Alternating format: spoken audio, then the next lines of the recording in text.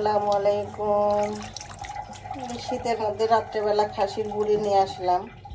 গেছে হাঁটতে হাঁটতে গিয়ে দেখি মেরা দিয়া খাত, তো ওখানে দেখলাম যে টাটকা খাসি জবাই করছে, অনেকগুলো খাসি জবাই করছে। এক আপু নিল, তো আমারও নিতে ইচ্ছা করলো, আমিও চারটা নিলাম। শীতের মধ্যে আর রোগ সামলাইতে পারলাম না।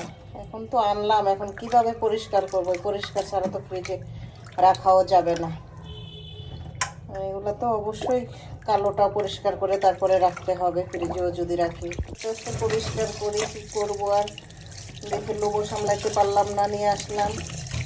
যে টাটকা জবাই করলো মাত্র। আগে নর্মাল পানি দিয়ে একটু ধুয়ে নেই, তারপরে গরম পানি দিয়ে পরিষ্কার করব। আগে পানিটা গরম দেই, পানিটা গরম হোক। পানি গরম করতে হতে হতে ততক্ষণে আমি নামাজটা পড়ে আসি। এই গরম পানির মধ্যে একটা একটা করে চুবাইয়া দেখি কিভাবে পরিষ্কার হয় কিনা। দেখি একটু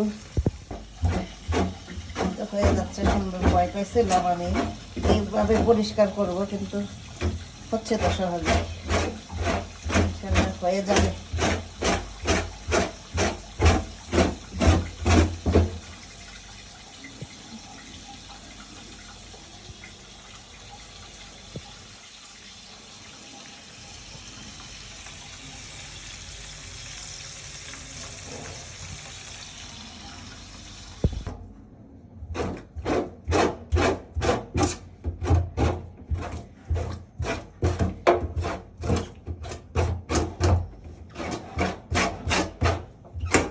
হচ্ছে না, সুন্দর হচ্ছে তো পরিষ্কার।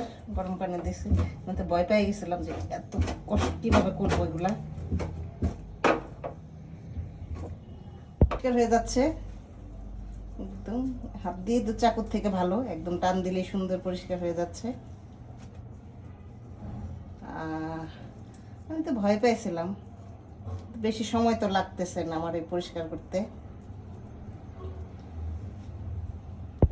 আলহামদুলিল্লাহ সহজেই হয়ে গেল পরিষ্কার। আমি তো ভয় পাইছিলাম যে এত রাত্রে কিভাবে কি পরিষ্কার করব, কত জানি সময় লাগে, কত কষ্ট হয়।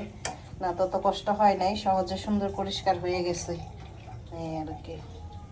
ইনশাল্লাহ দেখি সিদ্ধ করে রেখে দেব।